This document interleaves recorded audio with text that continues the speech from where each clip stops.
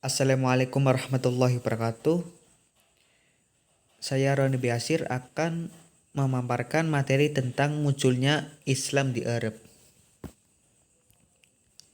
Sebelum kita membahas tentang bagaimana kemunculan agama Islam di tanah Arab, kita harus terlebih dahulu mengetahui tentang definisi agama Islam.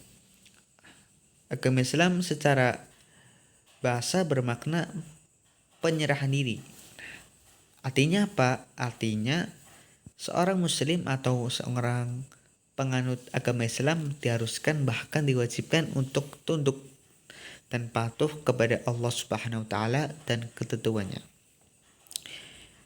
Selain itu, Islam sering didefinisikan sebagai wahyu yang diturunkan oleh Allah Subhanahu wa taala kepada Nabi Muhammad SAW sebagai pedoman untuk kebahagiaan atau keselamatan hidup baik di dunia maupun di akhirat.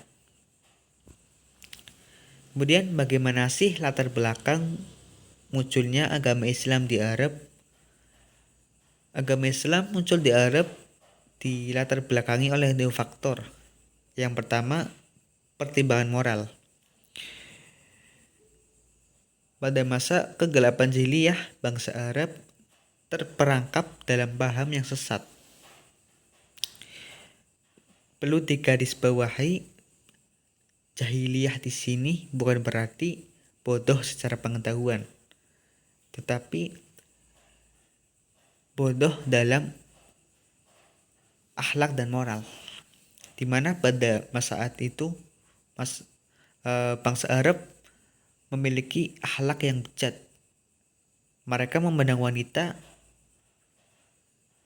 sebagai binatang piaraan atau bahkan lebih hina daripada itu. Mereka, para wanita, sama sekali tidak mendapatkan penghormatan sosial dan tidak memiliki hak apapun. Jadi bangsa Arab sangat membedakan antara status sosial laki-laki dan status sosial dari perempuan. Untuk itulah Nabi Muhammad SAW diturunkan untuk membawa ajaran agama Islam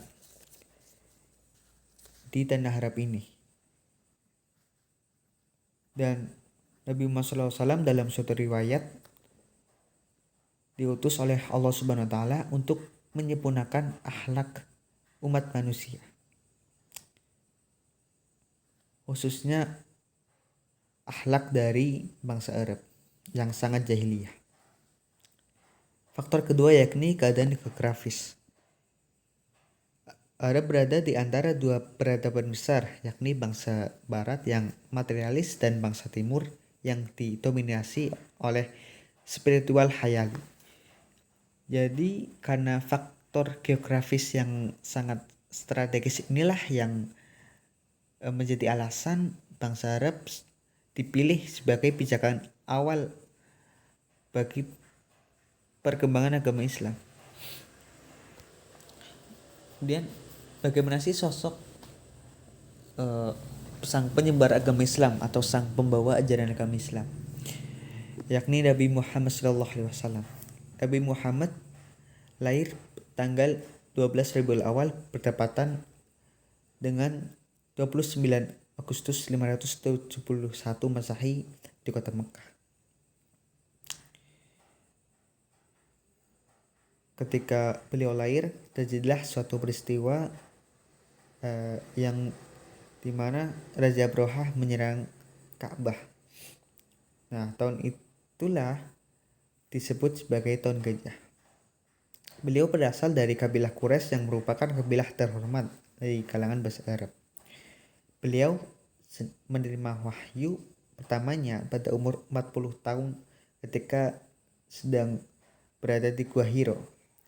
Dan pada saat itulah menjadi titik awal lahirnya ajaran agama Islam. Periode Mekah. Nabi Muhammad SAW pada periode Mekah berdakwah selama 13 tahun. Beliau berdakwah secara sembunyi-sembunyi, yakni kepada keluarga dan para sahabatnya. Beliau berfokus membenahi moral dan akhlak masyarakat Mekah seperti menyerukan keadilan sosial, perhatian pada anak yatim, fakir miskin, serta pembebasan budak, dan menyerukan agama Islam akan persamaan derajat manusia. Kemudian pada periode Mekah ini juga Nabi Muhammad SAW sering mendapatkan penolakan dari kaum kafir Quraisy, bahkan dari keluarganya. Periode Islam di Madinah sendiri dimulai sejak Nabi Muhammad SAW dan para umatnya hijrah ke Madinah pada tahun 622 Masehi. Dan periode ini berlangsung selama 10 tahun. Pada periode ini Nabi Muhammad SAW sudah berdakwah secara terang-terangan. Lalu apa sih usaha Nabi Muhammad SAW untuk mengembangkan agama Islam di kota Madinah? Nabi Muhammad SAW melakukan beberapa usaha, antara lain satu, membangun masjid.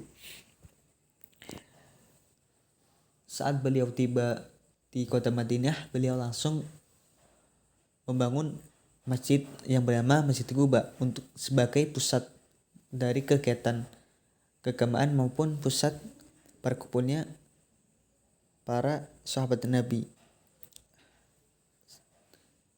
Yang kedua, mempersaudarakan antara kaum muhajirin dan ansor.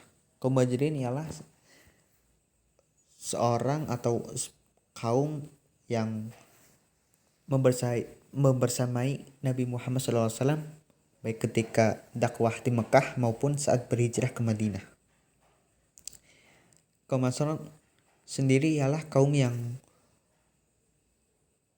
menolong Kanjeng Nabi dan para umatnya ketika tiba di Madinah. Kemudian yang ketiga, beliau mengadakan perjanjian bahu-membahu antara umat Islam dan umat non-Islam atau yang dikenal dengan Piagam Madinah. Kemudian beliau meletakkan dasar politik, ekonomi, dan sosial yang Islami demi terwujudnya masyarakat Madinah yang madani. Kemudian beliau ketika periode Madinah mengalami berbagai peristiwa seperti perjanjian Hudaybiyah, perang Badar, Khandaq, Uhud, Anmar, dan Fathul Mekah, Haji Waddah, dan sebagainya. Jadi kedua kota inilah yang menjadi pijakan awal Islam dapat berkembang dan tersebar luas, terutama ke Semenanjung Arab dan pada akhirnya kepada seluruh penjuru dunia termasuk Indonesia. Terima kasih dari saya. Wassalamualaikum warahmatullahi wabarakatuh.